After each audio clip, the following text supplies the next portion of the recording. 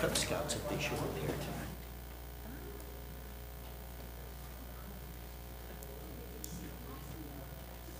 Is it cold?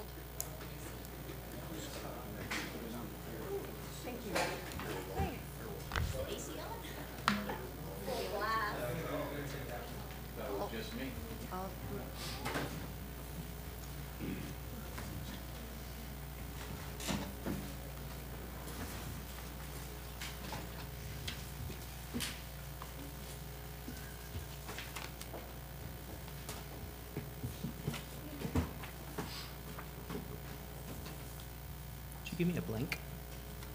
I didn't. Okay, then who gave me a blank? That's a postcard. Is there only one? Yeah. Okay. Well, we're starting with housing. Is that you? That's It's- Mr. Boyd. PB, okay.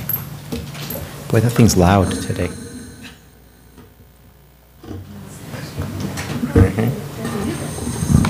Your device, she's vice chair. Okay. Where is? Just wait a sec. I'd rather he's here. Okay.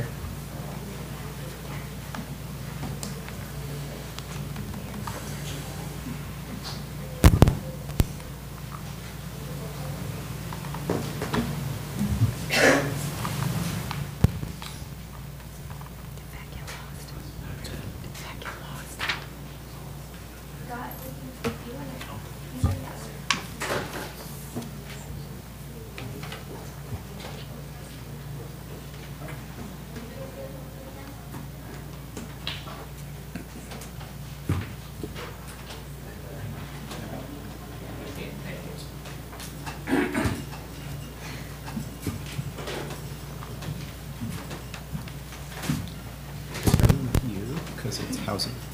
Do ask for the marketing first? What's that? For the pledge of allegiance and the prayer? Do you do that first? We do that later. Yeah, just go straight to. Okay. I'll start it. We'll adjourn, and Madam Clerk, would you like to call roll? This is for the housing authority. For the Housing Authority. Commissioner, Is that you, George?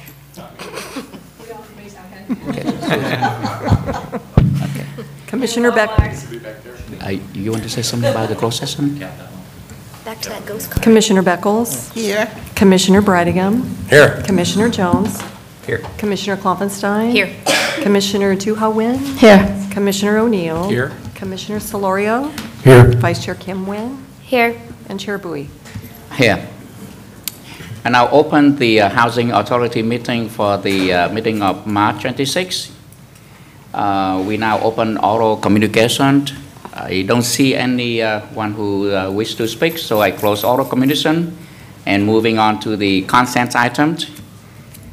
Receive and file the Housing Authority and receive the file minute from the meeting held on February. Do I have a motion? I'll make a motion. Second. Please call the vote.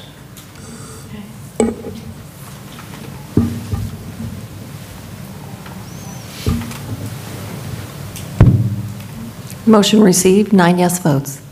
And we now move to the public hearing. I have in here the item 3A, adoption of the annual plan for the fiscal years 2019 for the Garden Grove Housing Authority. Do I have a staff report? Good evening, Chairman and Commissioners. The item before you tonight is the 2019 annual plan for the Section 8 Housing Choice Voucher Program. The plan is a comprehensive guide to the Housing Authority policies, operations, and strategies for meeting local housing needs and goals. The Housing Authority is required to submit this plan to the Department of Housing and Urban Development prior to April 17th. In 2018, the Housing Authority received a CMAP score of 97%. CMAP is a combination of self-audit and data submission to HUD that measures the performance of the Housing Authority. A score of 97% qualifies the Housing Authority as a high-performing agency, and as a high-performing agency, we are only required to complete a streamlined format of the annual plan. A resident advisory board comprised of 6 tenant participants of the Housing Choice Voucher program have reviewed the plan, and their comments are attached. The public hearing has been properly noticed on January 2nd and the 9th. It is recommended that the Housing Authority Commission conduct the public hearing and adopt the 2019 annual plan. That concludes my report, and I'm available to answer any questions. Any question for staff? Hearing none, I would like to open the communication for anyone who would like to speak on this issue, this item. Hearing none, I am now closing the communication. Do I have the motion? Move to approve. I second it. Let's call for the vote.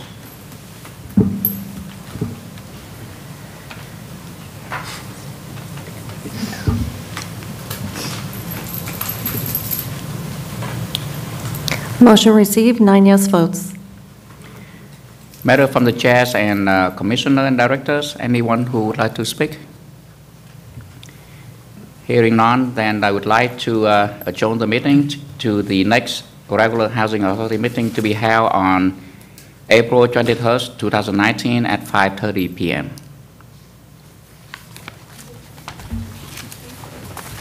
Thank you. We'll allow a moment for the transition.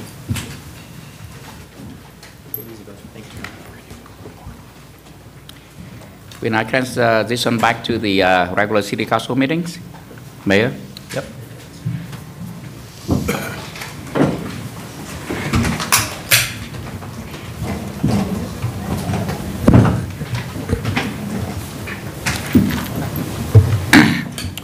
Okay, welcome to the March 26th meeting of the Garden Grove City Council. Madam Clerk, would you like to call roll?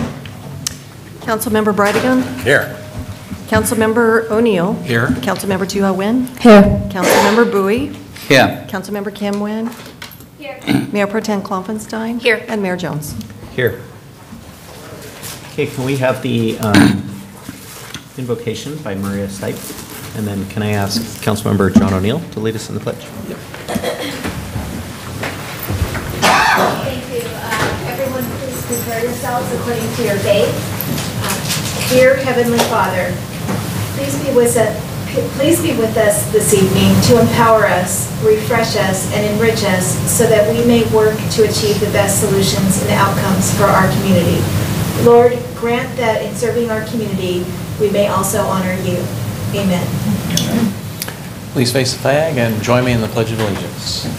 I pledge allegiance to the flag of the United States of America and to the republic for which it stands, one nation, under God, indivisible, with liberty and justice for all. Thank you.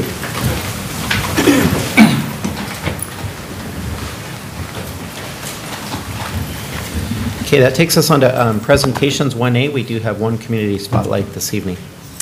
Yes, we do. We have one community spotlight in recognition of A.G. Anvari and Kelly Anvari, who were named Garden Grove's 2019 Americana Citizens of the Year by the Cypress College Foundation. And Ms. Stipe is here to read the community spotlight. Thank you, Ms. Pomeroy. This evening, the Garden Grove City Council pays tribute to a very special couple whose meaningful work in the community has earned them the prestigious title of Garden Grove Citizens of the Year from the Cypress College 2019 Americana Awards. I'd like to ask that A.G. and Kelly Anvari please come forward.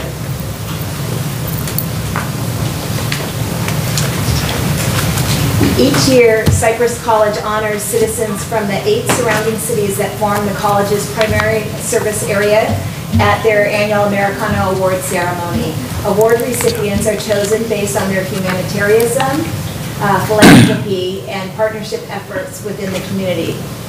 A.G. and Kelly moved to Garden Grove in 1997, and in 2004, their passion to help senior citizens led them to establish Visiting Angels Garden Grove, providing senior home care services. A.G. is a board member of the Garden Grove Chamber of Commerce, and Kelly has been a board member of the Women's Division of the Garden Grove Chamber of Commerce for 6 years and served as president for 2 years. A.G. is a longtime member of the Garden Grove Rotary Club where he served as president in 2017 and is currently serving as president in 2019 again. He helps raise funds for the Garden Grove Rotary Club to donate $3,000 to the Assistance League of Garden Grove for its Operation School Bell program every year. And this is in addition to helping raise funds for many other very worthwhile community service projects. Kelly has been involved with Acacia Adult Day Services for 4 years, the Assistance League of Garden Grove for 6 years, and the Women's Civic Club of Garden Grove. Kelly was also a volunteer member of the Friendly Visitor Program for 3 years. AG and Kelly's passion and spirit of service have been recognized by service clubs that they represent. They received the Silver Spoon Award by the Women's Division of the Garden Grove Chamber of Commerce for their community involvement and volunteerism. At this time, the Mayor and City Council would like to present AG and Kelly Amvari with a resolution in honor of their meritorious recognition. Congratulations.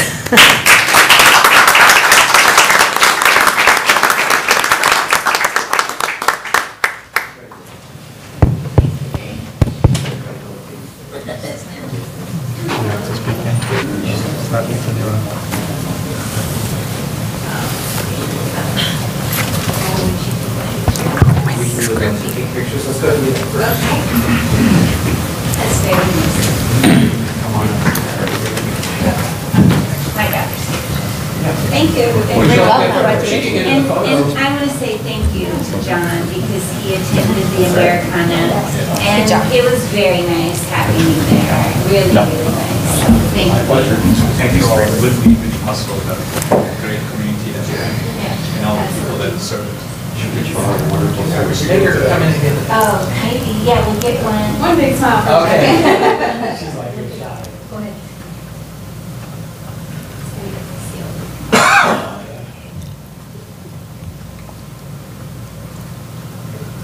One would be better. Just ask one of the young ladies there. Always look for a younger person. I did nothing.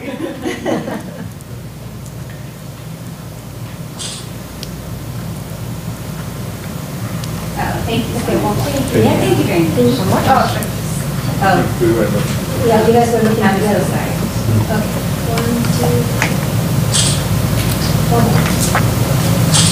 Thank you. Thank you very much. It's only one.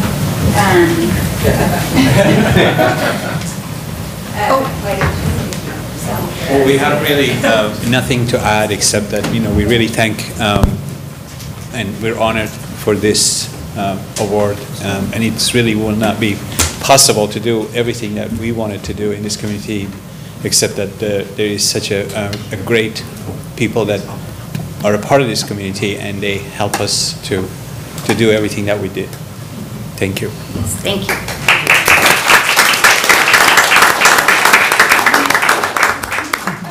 Have a great meeting. Thank you. Thank you. Thank you. Okay, before we move on, I've got one other item that's actually a consent calendar item that I'd like to bring forward and sort of treat it as a presentation. And this is, it's actually item 4B, and this is adoption of a proclamation honoring March 29th of each year as National Vietnam War Veterans Day. So first of all, can I make a motion? Can I get a second? I'll second. Thank you. Call to vote.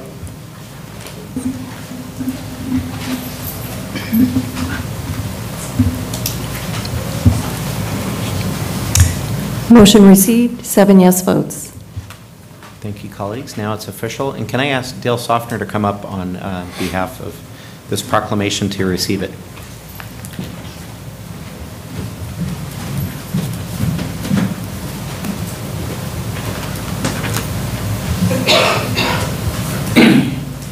Thank you, Steve.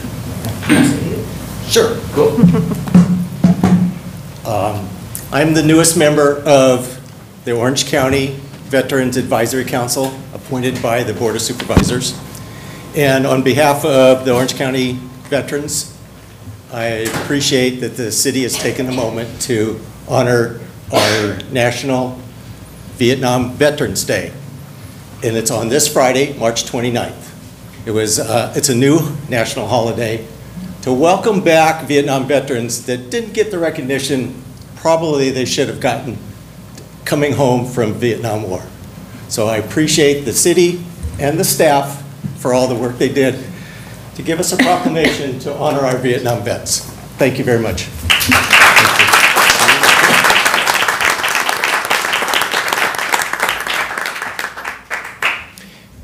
We also have a representative here from Supervisor Andrew Doe's office. Would you like to speak also, or?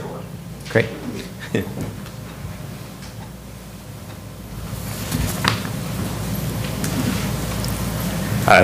Thank you so much for inviting me today. My name is Jack on behalf of Orange County Board of Supervisors, Supervisor Doe's office, council, and everyone here today. It is an honor to be here, and we really do want to recognize our veterans, and especially once they've passed away, we want to be able to honor them. And today in our council, and the supervisorial meeting today, we were able to pass the Veteran Cemetery. That's going to be located in Anaheim Hills. So if there's anything that we can assist with, we're more than happy to. Thank you so much. Thank you for being here. Thank you. Can I say a couple of words? Sure, please. Councilmember Booth. I'm very happy to, along with my colleague, to, accept that March 29 as the Veteran Days. Every time, April is approaching, it's a very special and very touching and sensitive time for a lot of the Vietnamese refugees. But for this particular proclamation, I would like to express my sincere and deep gratitude to the men and women in uniforms. Some 53,000 people have made their sacrifice to fight for freedom with us before 1972.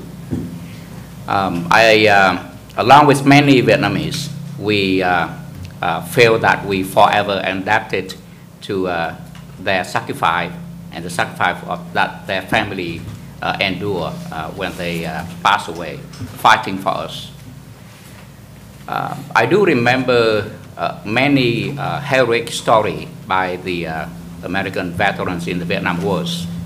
One of which is the Battle of An Loc in 1972. An Loc is a city in the south of Vietnam, south of Saigon, the main capital. It is situated very close to the border between Cambodia and Vietnam. And it was surrounded by about 4 battalions and a few hundred T-54 tanks, the very modernized tank at that time, with a lot of artillery. Every single day, An Loc get about a couple thousand shells, artillery shell, and the whole city was literally, turned into rubble. There is one U.S. Colonel, Colonel Craig Mandeville, who used to live in Westminster City and who was one of the people who championed the Vietnam War Memorial in the city of Westminster. He now moved to Las Vegas. What Colonel Craig Mandeville have done for us touched us a great deal. When the town An Loc was surrounded by the Communist Army, which is 4-1 comparing to the Vietnamese troops out there, the U.S. 7th Fleet sent a helicopters there to rescue him. He refused to, board that helicopter, and he turned and he told the South Vietnamese soldiers that if I board on that helicopter, you will never see the 7th Fleet trying to send air cover to help you, and we will not be able to hold back the advance of the Communist Army. So he stayed there with all of the other South Vietnamese soldiers and fought for about 6 months. In the end, we were able to turn back the communists, kill most of them, and was able to claim victories. I would like to share this story to stress the point that, contrary to what had been portrayed in the media, the U.S. soldiers fought very courageously. They also care very, very much for the human being, for the people, the regular people. When they are not fighting, they take time to play with the kids, take care of the sick. And so it's contrary to the other story. I believe, and many Vietnamese believe, the U.S. soldiers are among the bravest, the most kind, and very caring army of the world. And we forever indebted to their sacrifice and their family sacrifice for our freedoms. Thank you.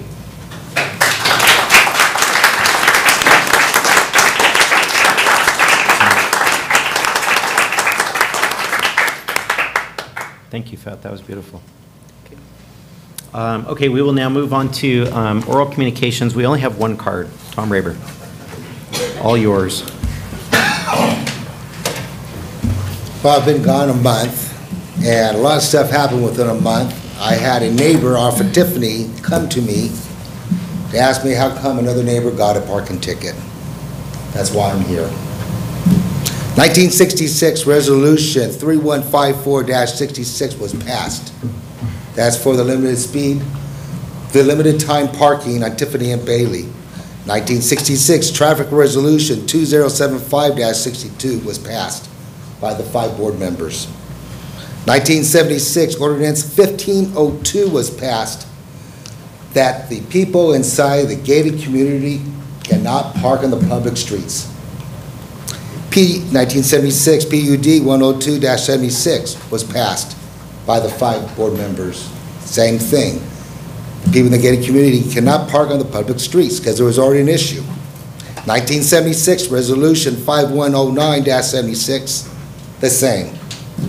So I was here January 22nd talking about the email I sent 8 days before to an officer about this resolution and that the signs being there.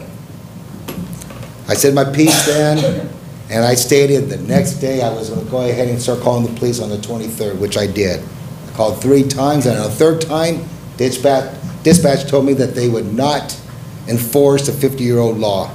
At the same time, at 4:45, I received a call from a lieutenant that said the same thing. We do not enforce 50-year-old laws.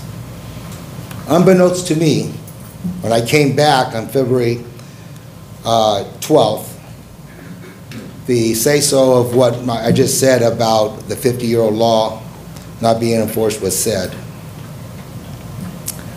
I did not know at that time there, and thank you, Acting Chief of Police Doré. Acting because I understand he's not full-fledged until April 20th, but I'm here to physically thank him. Because unbeknownst to me, my neighbor got a ticket on February 12th before I was here to speak.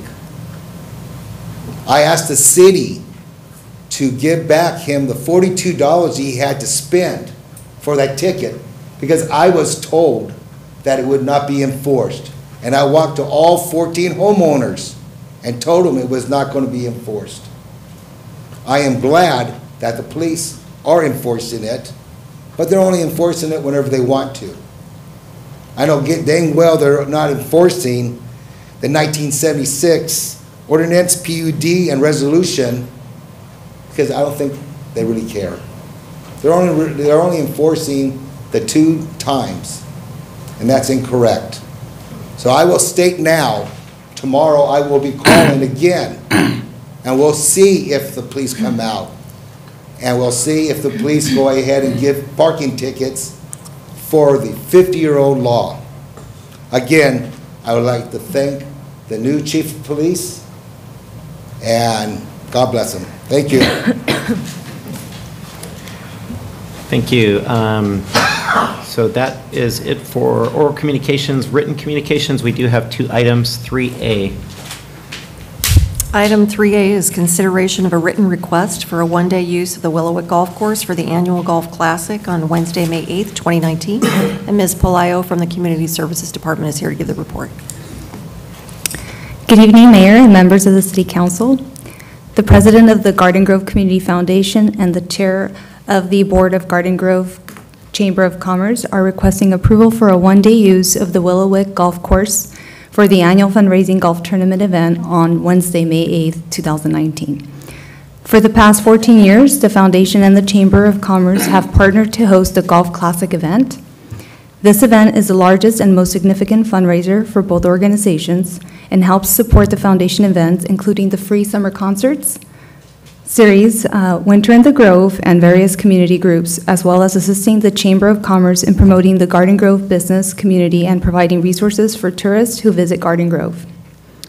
The Willowick Golf Course is contractually obligated to grant use of the golf course for a weekday tournament for the purpose of raising money to support a nonprofit, charitable, or community-based organization designated by the city. Traditionally, the City Council has granted joint use of the golf course to the Foundation and the Chamber of Commerce for this annual Golf Classic fundraiser. Approval of this request will have no financial impact to the city's general fund. Staff recommends that the City Council consider this request for one-day use of the Willowick Golf Course for the Golf Classic event on Wednesday, May 8th. Staff is available to answer any questions you may have. Any questions? No, a motion. Please. Second it. You have a motion, a second. Please call the vote. Just stand back here, baby. Motion received, 7 yes votes. 3B. It's me again.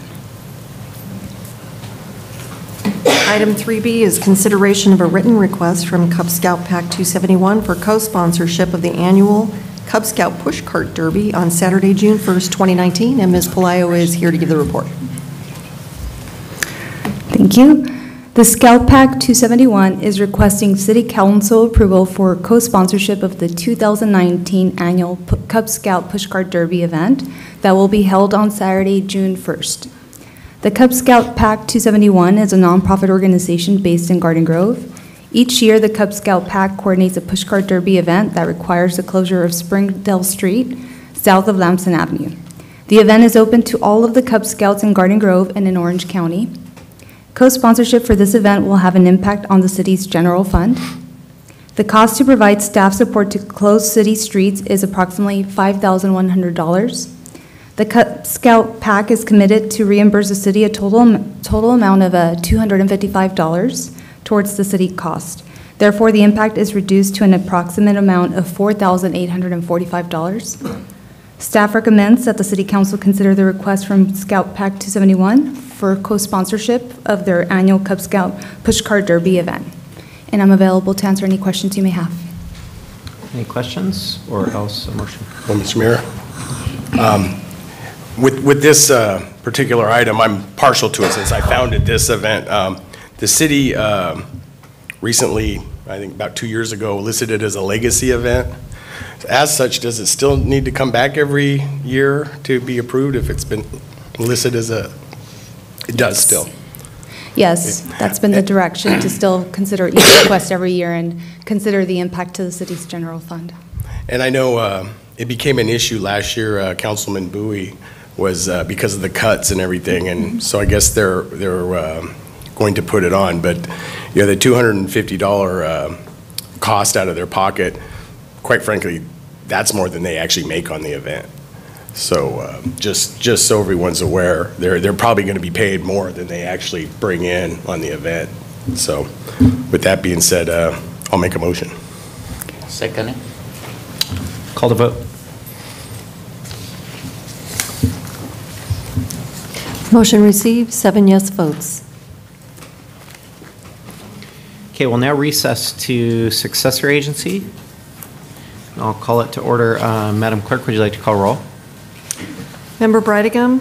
Here. Member O'Neill? Here. Member Tu-Ho Nguyen? Here. Member Klopfenstein? Here. Member Kim Nguyen? Here. Vice Chair Bowie? Here. And Chair Jones. Here. We already did oral communication simultaneously with City Council. We have 2 consent items, 2A and 2B. Do I have a motion? I'll make a motion. Second. Call to vote.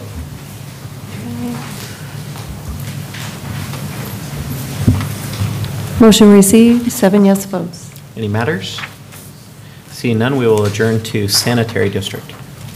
All right, at this time, I'd like to open up the Garden Grove Sanitary District. If the Madam Chair could call the roll.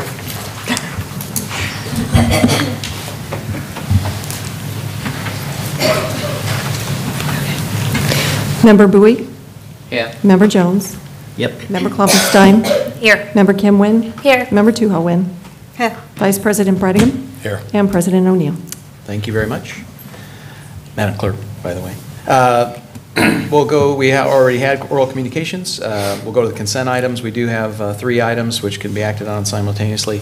Real quickly, we have acceptance of 2 projects, the Orangewood Avenue Sewer Project and the Trask and Newland Street Repair Project is complete, and then we're going to receive and file some minutes. Is there any staff report on that, or no? It's just consent. Yeah, just consent. We'll go ahead and get a motion on that. So moved. Moved and second. Call for the vote.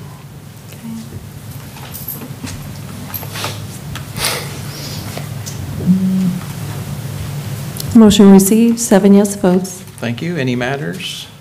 Seeing none, we'll adjourn to the next meeting on April 23rd. Thank you very much. Going back to City Council. All right, we will reconvene. City Council takes us to consent items. We already acted on, which one, 4B? Yeah, so we already did 4B. It's recommended that 4A through 4J, with the exception of 4B, be acted on simultaneously. Do I have a motion? I move the motion. Second. Call to vote.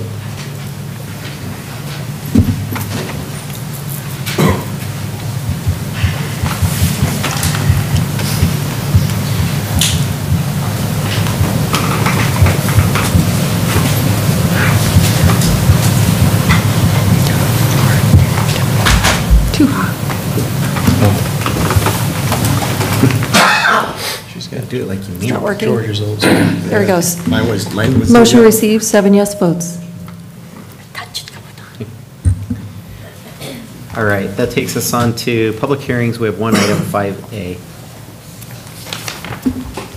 Item 5A is a public hearing. It's approval of fiscal year 2019-20 action plan for the use of housing and urban development funds. And Mr. Robbins is here to give the report. Thank you. Mr. Mayor, City Council, and members of the public, the item I bring before you tonight is the 2019-2020 Annual Action Plan for the Use of HUD Funds, or as I'll refer to it, the Action Plan. The objective here is to hold a public hearing and, following any comments from City Council, to transmit the action plan to HUD. Each year, HUD provides grant funding to jurisdictions throughout the country. In order for these jurisdictions to receive the funding, they must submit an action plan that outlines the way in which they plan to expend the funds in accordance to the priority objectives outlined in the previously adopted 5-year consolidated plan. Prior to submitting the action plan to HUD, the city is required to hold a public hearing that receives comments from the public regarding the various funding recommendations contained within the plan. The draft action plan has been available for public review since February 4th and will end at the conclusion of this hearing. Approximately $4.3 million in HUD funds will be available this upcoming fiscal year. This includes about $1.3 million in carryover funds or unexpended funds from previous years, as well as $3 million in new funding. As stated previously, the funding recommendations contained within the action plan are based on the priority objectives received during the production of the 5-year consolidated plan. The funding recommendations for 1920 are as follows. The production and rehabilitation of affordable housing will use approximately $2.2 million to rehabilitate 30 ownership units through the Senior Home Improvement Grant Program, as well as to acquire and rehabilitate 7 affordable rental units. The Emergency Solutions Grant Program provides money to address and to fight homelessness throughout the city. Approximately $156,000 will be used to fund the 5 approved HUD categories for homelessness, which are street outreach, rapid rehousing, homeless prevention, data collection, and shelter operation. The public service cap that we have is based on 15% of the total amount of funds that we receive from HUD, which equates to about $315,000 that we'll use to fund gang suppression activities throughout the city, as well as assistance to Garden Grove senior citizens.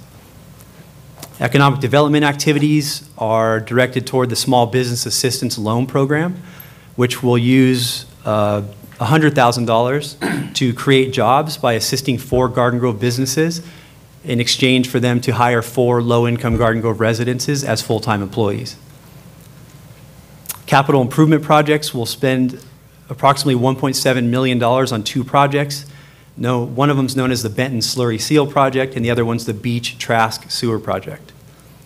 For planning and administration, we'll use approximately $452,000 for staff and material costs, for project development and monitoring, for public communication and reporting, and from financial administration. Additionally, approximately $24,000 is recommended for municipal support, or what they call indirect costs, as well as approximately $35,000 to the Fair Housing Foundation to fulfill our requirement to affirmatively further fair housing in the city of Garden Grove. The funding recommendations are based on last year's allocations, so they're not exact. But as soon as we do receive our exact allocations, the funding will be updated appropriately. The HUD citizen participation requirements have been met. In-net public notices regarding the action plan were published on or before February 1st in local English, Spanish, and Vietnamese newspapers, which exceeds HUD's 30-day minimum public comment period. Staff recommends that City Council conduct a public hearing, accept comments, and following any discussion, approve the 1920 action plan for use of HUD funds, and authorize the city manager to negotiate and execute related documents and agreements. Any applicable project-based agreements will be brought before council for approval. Concludes my presentation. I'm here to answer any questions that you have. Thank you. Any questions? I do have some questions. Go ahead. This is just for the sake of transparency and discussing some of these actions in detail. For starters, just so that residents are aware, what are our 5 homeless service providers? What does that look like, and how do they assist us? Right, so the specific homeless service providers that we have, again, offer the 5 HUD-approved categories. So street outreach is provided by CityNet. They go out and provide on-the-street services to actually homeless individuals and connect them to services throughout either our city or neighboring cities. Rapid rehousing is done by Mercy House, who provides rental assistance to families that are at risk for potentially losing their apartments or whatever, or the home that they're renting. Homeless prevention is, there's a couple people that we fund for that, but it's Mercy House, and can't think of the other one on top of my head. I can look up in a second. But data collection is through Thomas House does transitional housing, actually right here in the city, where they offer 2 years of support for families that need the assistance to have rental assistance and go through programs. And the data collection is done by what's called HMIS. It's putting all the homeless individuals that are in Garden Grove into a local system so that there's no cross-funding. And then shelter operation, we fund Mercy House to assist Garden Grove homeless people at the various shelters throughout the county.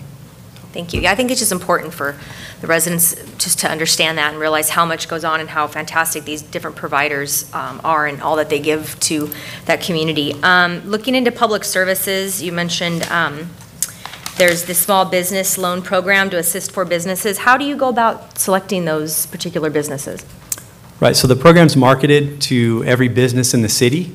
The program provides up to $25,000 loans for businesses to use as what we call working capital, which is to buy the goods that they then resell to the community. In exchange for the $25,000 loan, they are required to hire at least one low-income Garden Grove resident. So the person that they hire has to prove their residency in Garden Grove. They have to prove that they fall below the low-income HUD threshold limit. And then, of course, the business has to prove that they were actually hired through pay stubs and such. Okay. And then finally, just to discuss this and bring it a little bit to light, the public improvements, $1.7 million in CDBG funds to the Benton Neighborhood Slurry Seal, and then the Trask Beach Sewer projects.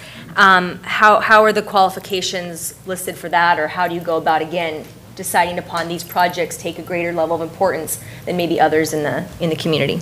Right, so the division, my division works closely with Public Works to look over what they call their CIP, their capital improvement plan. And based on the CIP and what needs the most help, we determine eligible projects, because not every project is eligible. It has to be within what's considered a low-income Right. neighborhood. So based on the CIP and which is cross-referenced with the low-income neighborhood map, we determine which projects will best fit into the CDBG program, and those are the ones that we choose to fund. Okay, that's all I have. Thank you. And then just for transparency also, just so the folks know, every year, the main duty of our Neighborhood Improvement and Conservation Commission reviews this every year, and that's a lot of what they do, is to make sure we're doing our job right in City Hall, and we got that all squared away. So that was approved, I'm sure, unanimously probably earlier this year, correct?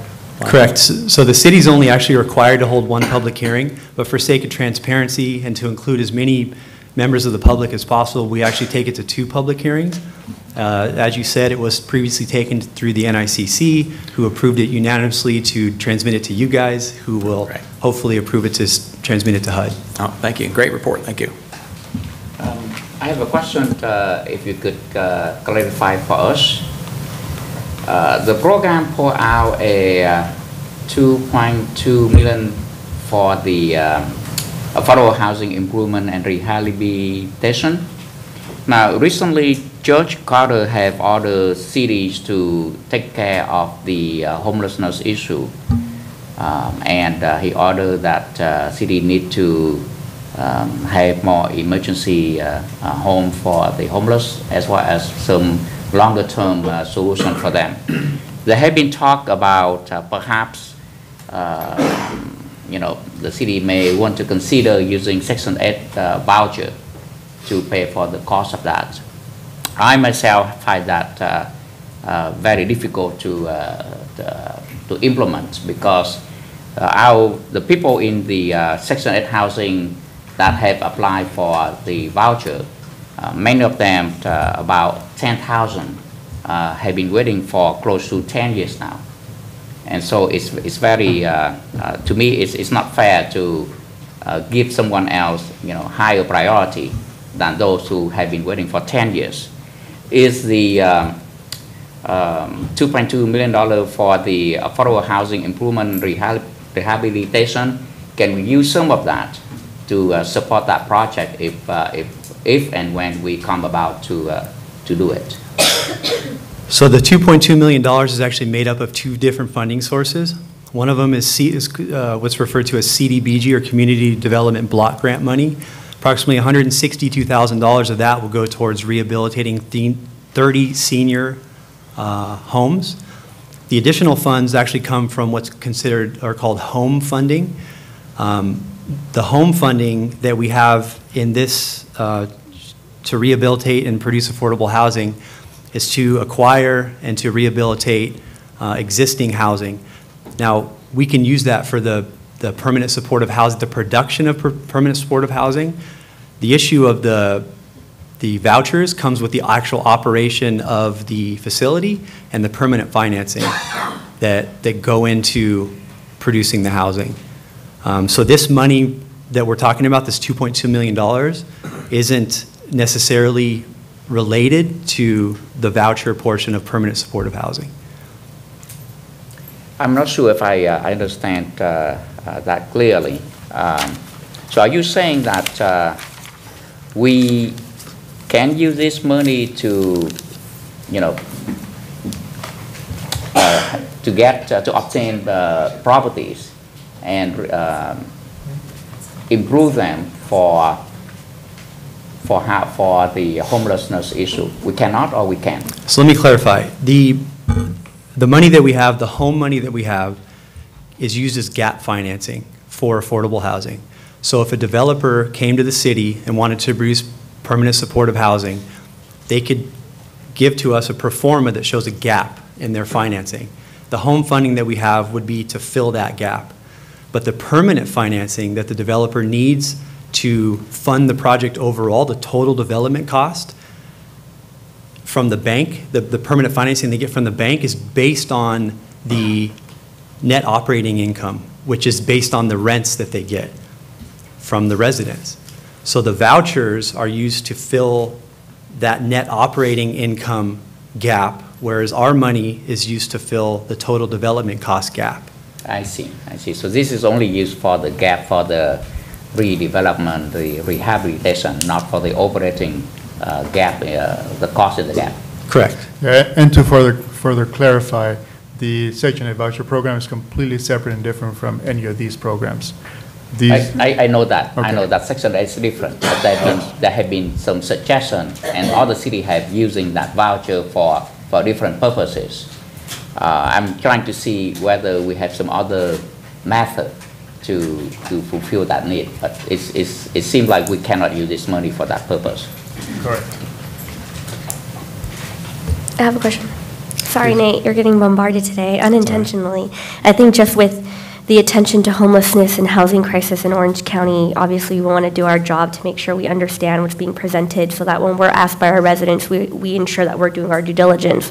And so one of the things that has kind of bothered me through this whole process, we're talking constantly about homelessness, but one of the big things that we're not talking about is renters, right? One of the most difficult things for an individual in order to access housing is affordability, but I also think that we need to start thinking about it in concepts of attainability, right? I see a lot of young students here probably getting extra credit to be here, and I'm looking at them as future renters who are probably going to live at home with their parents because they can't afford to get an apartment the way that I struggle to live in mine right now. So I see that we have $34,932 that goes to the Fair Housing Foundation, and I wanted to get clarification. Do we know what that money goes towards and what the Fair Housing Foundation does with the money that we give them here in Garden Grove? Yeah, so the Fair Housing Foundation assists the city in our goal to affirmatively further fair housing. Essentially what they do is they act as a mediator between landlords and tenants. They don't choose sides, they mediate. So they inform landlords about different landlord laws, the different regulations that they have to follow with regards to the leases that they execute, different things like that. At the same time, they offer information to tenants as far as tenant discrimination and different cases that they feel they may have against the landlord. So the Fair Housing Foundation, again, acts as a mediator in that sense. They also hold tenant workshops. They hold landlord workshops. They set up at various events throughout the city to provide printed material about fair housing laws and the rights of both tenants and landlords. So again, essentially they help us fulfill our requirement in order to receive these funds by affirmatively furthering fair housing throughout the city. And the reason why I wanted to call that out specifically is I've heard several complaints along for myself, but others that I know, because I've tried to take a poll of all the different apartments within my district, is that a lot of landlords are charging different rents to different groups of people for the same spaces, whether it be because of differences in income, but then you see upcharges to those who make income qualifications to pay market rate. And on top of that, they're also charging non-optional fees for things such as trash valet pickup or package parcels, like locker room storages. And so a lot of residents have been asking, is this legal? Can they do that? Force me to pay for something that I'm not using. So I want to make sure that we're promoting the Fair Housing Foundation so that our residents know that they have access to these sort of services. So when they have these questions, they're not just running to me because I don't know the answers to that, but also so that they can get, you know, they know that they have their rights, and when they think they have a question about something that's not being done correctly, they know where they can go to find out if they're being forced to pay for things that they shouldn't have to. So thank you. I have used Fair Housing Foundation services in the past, and I also attend some of their workshop and meetings. I think the intent is to help both. They help both the landlord as well as the tenants, and so they're acting as mediators or when there is conflicts, and try to help everyone to understand what their rights are. The right of the tenants as well as the right of the landlord. What I think is not effective is that workshop is usually attended by a couple. So every now and then they have a workshop at our city hall, sometime in Westminster, and I attend a few of them just to get some idea. And at most I see a couple of people showing up, so it doesn't seem like there's a lot of needs there. And I wonder if this $34 $1,000 is a part of that cost. If it is, we might want to ask them to look at how to use this money more effectively, efficiently. It's just some suggestion that you might want to, bring up with them rather than just throw the money in, organize a few workshops and only have a few people showing up. Okay, this is a public hearing item. I do not have any cards, but I will open the public hearing. Is there anyone wishing to speak? Okay, seeing none, we will close the public hearing. Any more comments or a motion? I'll make a motion. Second. Please call to vote.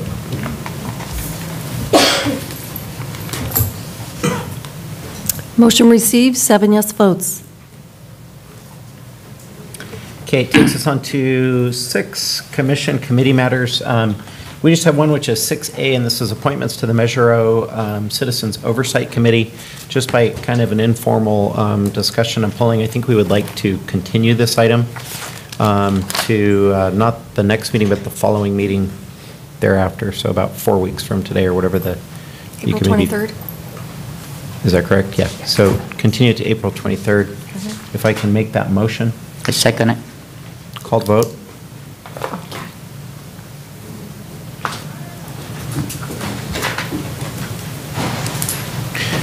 I'm sorry, I forgot to mention, but with that too, I think we would like to leave the application period open in case anyone else would like to, or reopen, or whatever you want to call it, to allow anybody else to continue to apply. Motion received, 7 yes votes. Moves us on to items for consideration, 7A. Item 7A is to authorize the issuance of a purchase order to National Auto Fleet Group for 1 new Public Works construction truck, and Mr. Murray is here to give the report. Thank you, Ms. Pomeroy. Mr. Mayor, members of the council. Tonight, City Council is being asked to issue a purchase order to the National Auto Fleet Group for 1 new Public Works construction truck. The proposed truck is a large, heavy-duty vehicle that will run on compressed natural gas and include a center-mounted load craner for use by the Water Division. Specifically, the truck will be used to install fire hydrants and water valves. Hydrants are a little bit lighter, but the water valves can weigh about an average about 2,500 pounds. The truck will be replacing a similar truck that was made in 1995 that was scheduled for replacement in 2015. Should council approve the purchase order, the new truck will take 2 years to build, and the city will take delivery in 2021. The truck replacement was included in this year's Vehicle Replacement Fund budget. This concludes staff's report, and I'm available should you have any questions. Any questions of staff? I do, Mr. Mayor. Please. This is a fairly costly truck, $289,000. How often does it get used? This truck is used actually pretty, I mean, we hit a lot of, oops, is that me? Okay, good. You may have noticed there's a lot of hit fire hydrants in the city, and we have a valve turning program, and we break a few valves through the year, but it is used not on a daily basis, but definitely, I'd say 3 or 4 times a week. Okay, yeah, my main concern is, appropriating that kind of money and some vehicle that just sits in a lot somewhere, gets used once a year or something. So, no, it's not once a year. Thank you. Welcome. Mosh. So moved. Call the vote.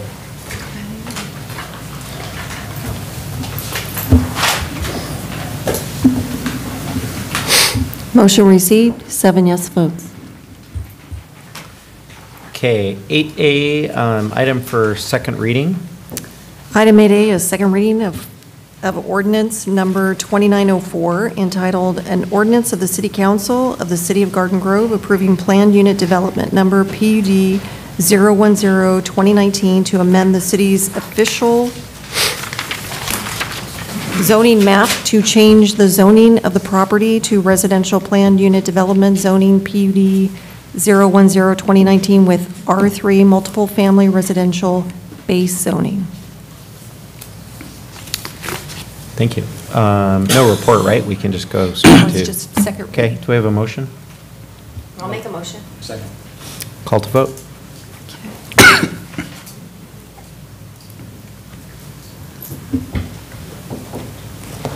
Motion received, 7 yes votes.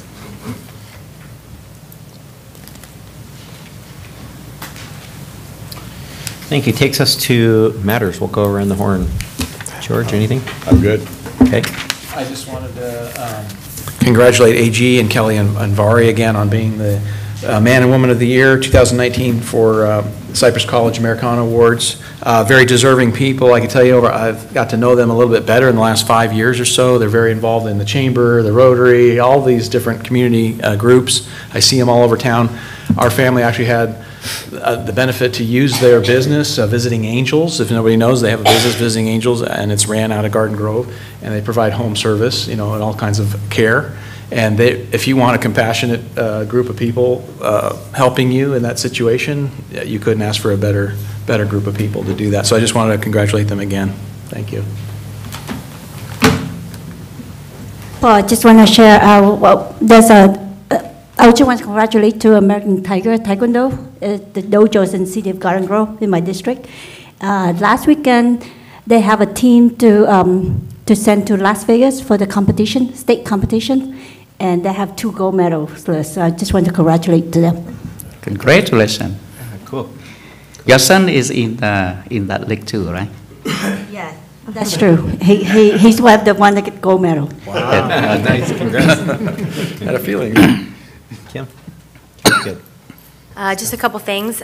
First of all, as John went on the ACCOC trip to Washington, I went to the Sacramento trip last week.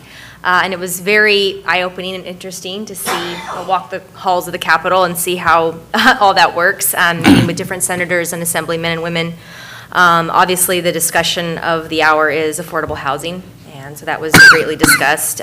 We had an opportunity to meet with Senator Wiener and his SB 50 bill, kind of combining not only affordable housing, but the transportation element is in that as well. A lot of great dialogue, a lot of partnership and meeting each other on both sides of the aisle, so it was very encouraging and a very worthy trip. Great to just network and meet so many different people from the county and so forth. So a great trip all in all.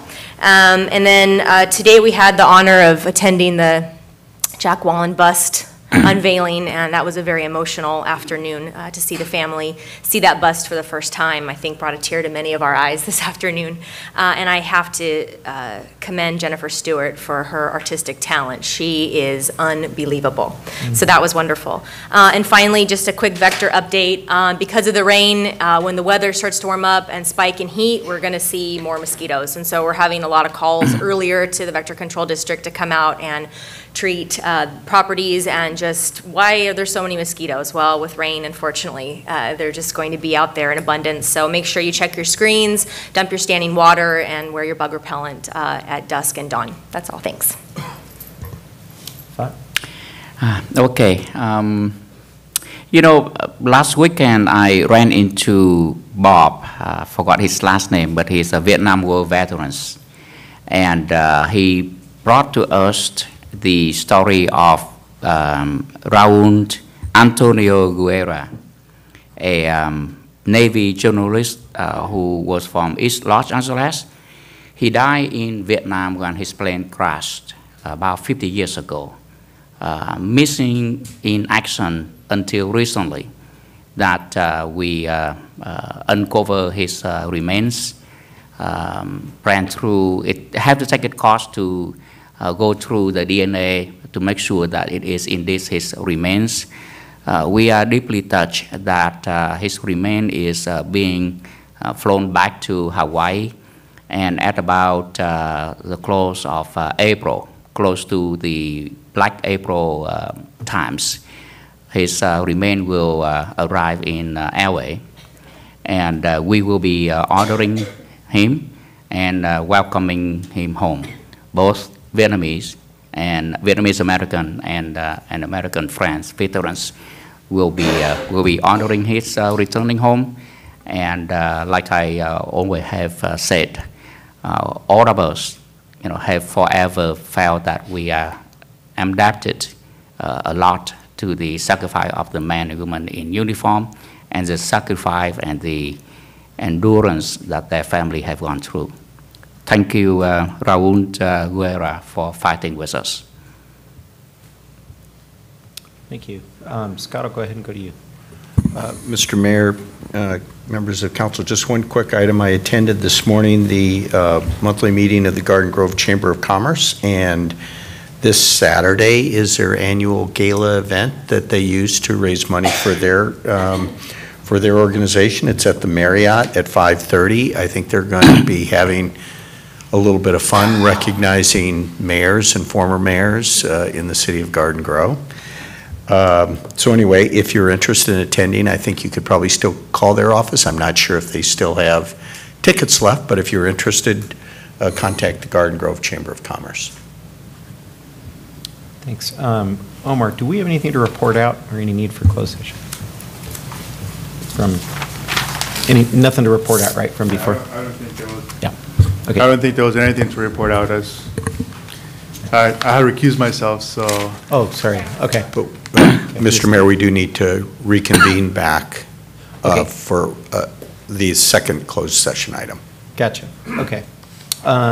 With that, I will close City Council now, knowing that we will come back after closed session. In memory of Walt Donovan.